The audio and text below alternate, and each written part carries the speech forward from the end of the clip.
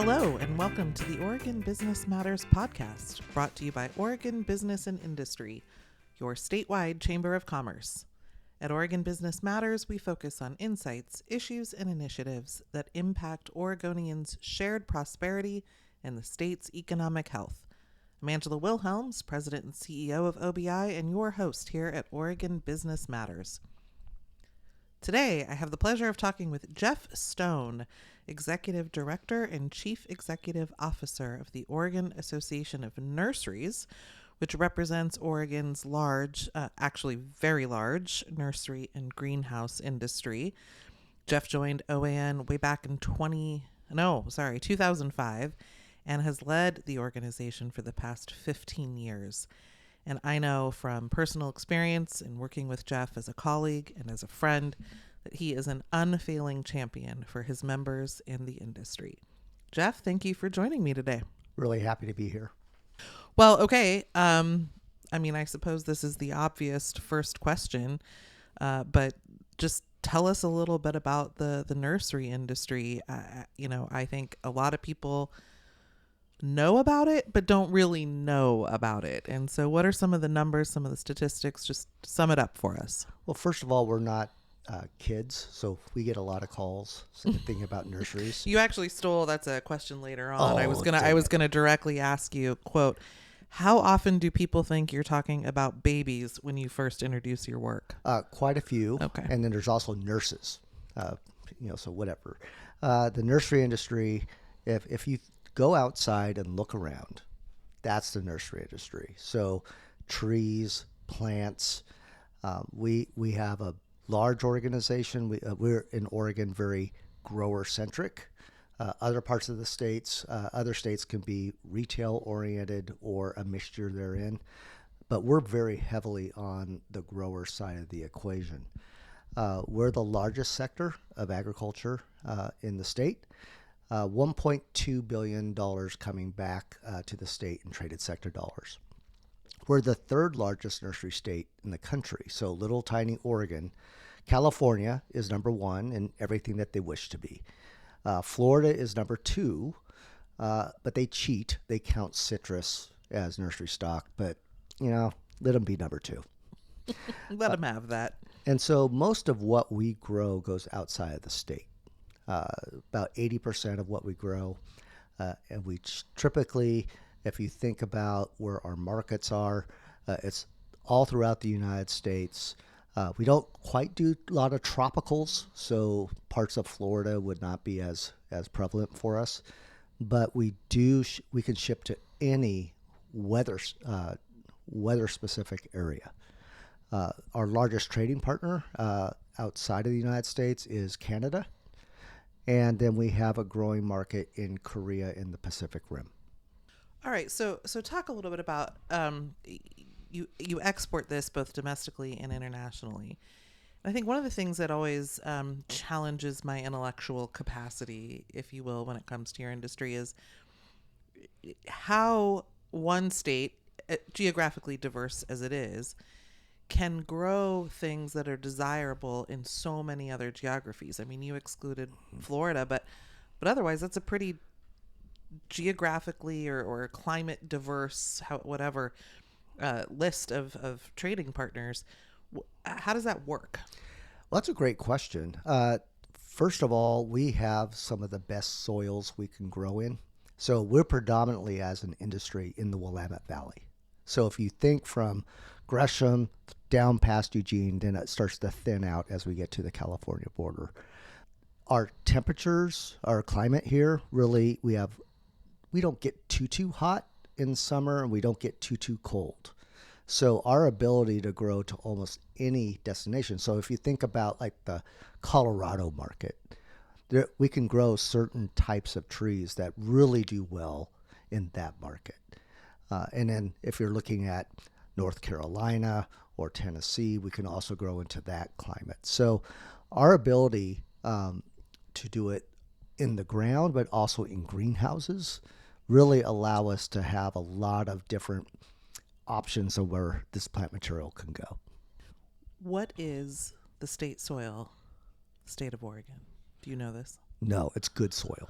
Oh, okay. I don't know. It's dry soil, Oh, but yeah. Fail. we'll continue with the quiz later. Yeah, I'll fail it. But I think the fact that we have a state soil even just says how important that is and agriculture is to the state, that we would even have Well, gone apparently that far. T-bone is the new steak, but I heard I'm a that. ribeye guy. Oh So well, don't tell the legislature. You mentioned trade, international trade, a minute ago, and that's obviously a big topic this year.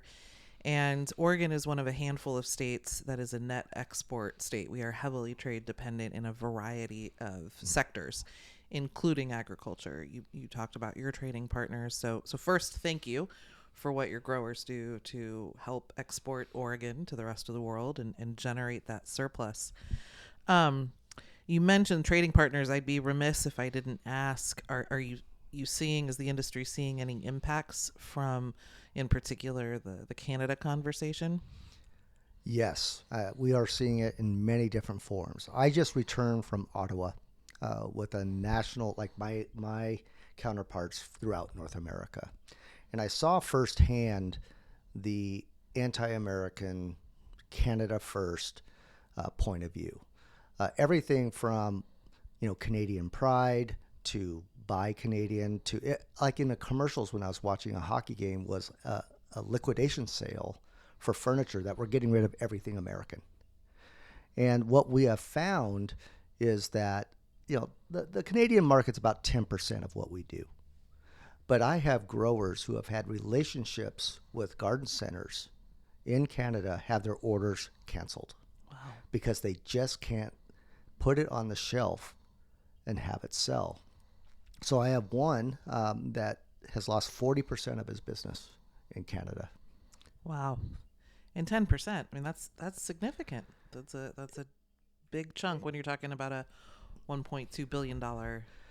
It is, and it reinforces, as you well know, trade is about relationships and long-standing. The customer that canceled it for one of my big growers has been a customer for 40 years.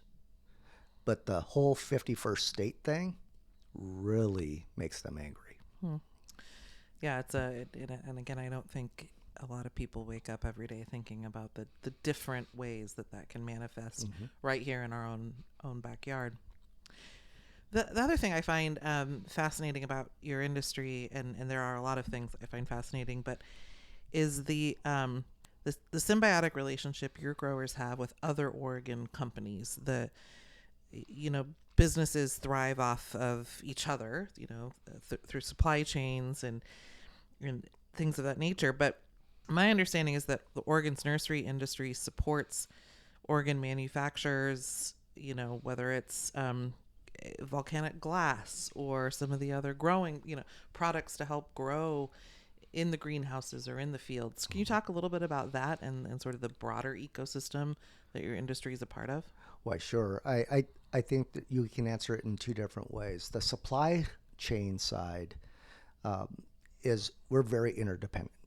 And so for folks who have, if they are doing like aluminum, that for greenhouses, that's a really big part of how we build those greenhouses. So as we look at, and we certainly learned it through COVID, that any disruption in the supply chain is potentially really damaging, because plants are they're a living thing. So any disruption, either in being able to ship it to our market or actually producing it, really has a hit on the bottom line. I would say even more so, though, what you do at OBI is bring people together, especially in the business community. I can't underscore it enough that how important that is. Yeah, we're big for ag, but when you look at we're a rounding error for some of the tech companies about what our annual sales are. So, we understand our place in the economy, but the cool thing is that if there is this is really important to the business community, will you sign on? That answer is yes, because we're better together. Because I can tell you from at least my experience, there's not a whole lot of people who understand, the business side of doing business in this state. Yeah. No, thank you for the shout out, which was not, paid for, asked for, anything. Appreciate that, but it's true. You guys are terrific partners, and the industry is very good about keeping eyes on the overall economic health, because they know that's sure good for them, but it's good for their workers, their families, their communities, etc. Okay, I want to go back to another federal issue, if I might. Immigration. Yeah. We need to talk about it. So at the risk of just winding you up and letting you go, I'm going to throw it open. What do you want folks to think about when it comes to immigration policy in industries like yours, which are so important to the state? Well, it is a conversation that we need to have. And I think whether or not you agree with the president's point of view on immigration or not, the fact that the conversation needs to occur, is often lost. It's a very toxic issue. For agriculture, we have a labor problem. A lot of people don't want to go into, doing field work, and I don't begrudge them for that. And yes, has the history of agriculture been more on the immigrant labor side? 100%. But we both worked in a congressional office, and we've seen how Congress has taken a pass on actually solving the immigrant issue. You have to go all the way back to Ronald Reagan in 1986 to show the most prescient bill that we could possibly get. What is lost is that the old idea of a migrant workforce moving throughout the United States doing different products is largely not what happens now. A lot of workers who will work for, let's say, a nursery will be doing so for 10, 15, 20, plus years. So it is a skill to grow a plant. So the question is, do you try to find a manner which those individuals can either come to this country legally, or if they are here legally, they may have family that is not. So it's a very complex issue. So we used to go back and ask for comprehensive immigration reform. And I can see our delegation rolling their eyes because, what is that? Mm-hmm. We're no longer doing that. We're developing a bill that takes care of ag, and it's very far-reaching. Does it have a chance? Probably not. But we want to try to get the debate talking about the solutions, because both Republicans and Democrats have had a chance, and maybe it's this administration, for all of its bravado. Maybe it's the time we can do it. Well, we can do a whole nother podcast probably on immigration, but just to give our listeners a high level sense, what are a couple of the pieces of that solution? Sure. We need to fully understand that people who are here undocumented need to be brought into some type of legal status. We're not talking about citizenship here. The second thing is there are agricultural visa systems, the H-2A, H-2B, that work in other parts of the country. So how do we improve those? Then I think we need to get a new visa class, one that can be renewed every 5 years. It's also one that should be tied to the ag economy. When we had 2020, the ag economy exploded. It went way up while the rest of the economy went down. We need to have a way that it can get tacked to, if there's growth in ag, more visas should be available. The last thing is that a lot of growers, a lot of Aggies can't lose their employee for 60 days. Right now, people have to leave the country to re-enter. Two problems. You have to triple the size of the State Department to really deal with that number of people. And secondly, the employee and the employer can't be without them for 60 days.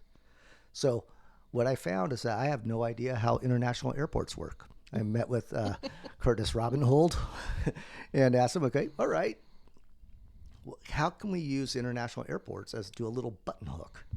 There, you're entering the country legally. And he goes, that's really interesting. I can tell you that the congressional staffers I'm talking to freak out about this idea. But it's different. And you're not going to have somebody choose to stay underground if they don't have to leave the United States in order to enter legally. Yeah, that's interesting. Well, and I think you're right. A lot of people, a lot of administrations, both parties in power have had the chance, and everyone seems to say it's something they want to fix, and yet we don't see traction. So, I hope this new approach works, and however we can be helpful, continue to let us know that, because it's something our members care deeply about as well. Okay, I want to bring it to current and tangible, which you have an annual event every year that is an extravaganza for the nursery industry. And that event is coming up. So I want to make sure people hear about it. Tell us a little bit about what it is and why you do it. Yeah, it's called the Far West Show. It's the greenest show in the West. We have so many growers within a 30-minute drive of the Oregon Convention Center. And so you can not only go and see these nurseries, but we have one-stop shopping for people to be able to come. And we have international visitors. We have buyers coming. We have a lot of our growers who show their plants at this event. It's been over 50 years since we started it. And so I think it's cool because walking through it, you can visualize what these things look like and how big they are. And I think that's neat. We also have a lot of education that happens. It's August 20th through the 22nd. I had to get that one in. But also we have our premier government relations meeting then, and we have a climate summit that's coming up that we're really talking about what our role is in climate. Yeah, I mean, if I gotta think it's just like some of the other flora-based ag groups, whether it's wine or others, but the climate is a really important conversation. I think a lot of people make assumptions that folks in ag or folks in business generally aren't keeping climate on the forefront. I mean, it's laughable because they're innovating and finding solutions and trying to wrestle with it. And for you guys, it manifests in the actual physical product that you're growing. So yeah, I agree. From it being propagated all the way to being in the yard, it continues to sequester carbon, and we have it divided into two parts. We're doing the math and having a bunch of the certified smart people, so not me, and then we have the policy side with a variety of different perspectives, including the environmental community. That's great. So the 2025 Far West Show is August 20th through 22nd at the Oregon Convention Center in Portland. And I think the website is farwestshow.org. Yep. Is it that complicated? I don't think so. Okay.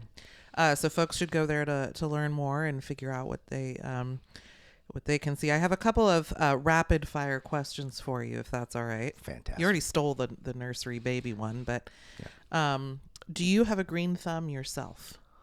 No, I am the Kevorkian of the plant world. I kill everything. Yeah, me too. But I'm the perfect customer. I keep on going back. Well, that's true.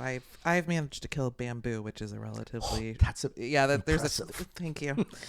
That's one of my most impressive feats. What is your favorite Oregon grown plant, tree, shrub, flowering bush thingy? Yeah. I love a good hydrangea. Japanese maples are very beautiful, and Daphne are very fickle, and for some reason I've been able to keep those things alive. Well, there you go. Maybe there's kindred spirits in there. Yeah. Have you ever been trapped inside of a hoop house? Trapped? Yeah. Not trapped. Oh, that's interesting. Because it's kind of open. Well, fair. But to say that I'm directionally challenged would be... Oh, okay. That's true. That better question would have been, have you been lost inside a hoop house? Yes. Okay. And then name something about Oregon's nursery and greenhouse industry that would surprise listeners that we haven't already covered. Most people need to be reminded that it doesn't matter if it's a 4-acre nursery or a 900-acre nursery. These are family operations, and that we're relatively a new industry. The 80s we exploded because we were able to become more proficient in getting our product to market. But I would say that the family atmosphere is not appreciated enough. Well, and I want to take a play on family for a second, because I know you mean it literally. These are family businesses, generational businesses that hopefully can stay in families despite some of the policies we have that make that very difficult. Indeed. But I think at least the members of yours and the growers that I've met and interacted with, they consider their workers part of their family. And my numbers are correct. Your folks are employing over 10,000 individuals across the state or in the region. Yeah. Yeah. I mean, it's a big industry. I think bigger than people realize. It's an impactful industry. It's impactful not only economically, but like you said, when you look around, you guys are actually visually impacting our quality of life, and there's something beautiful, both literally and metaphorically, about that. So that's cool. It's cool. Yeah. All right. Well, unfortunately, we are running out of time. Is there anything else you'd like to share with our listeners about the association, your work, your growers? I might say that no matter what sector you're in or what business you might be in, raising your voice on policy, working through your trade association is absolutely vital. There's a lot of people down in Salem who have never signed the front of a paycheck and don't understand how that works. I just can't encourage your listeners to get involved, get engaged. Your voice matters. Yeah. Well, thank you. Thank you very much. And with that, Jeff Stone, the voice of the Oregon Association of Nurseries, along with a terrific team behind him, thank you for what you do to represent your members in the industry and business as a whole. Thank you for joining us on Oregon Business Matters. And thank you, listeners, for tuning in. Oregon Business Matters episodes are available on all your major podcast platforms. For more information about the Oregon Association of Nurseries, you can visit www.oan.org. Well, that's easy. For more information about OBI, you can visit www.oregonbusinessindustry.com. Thank you very much.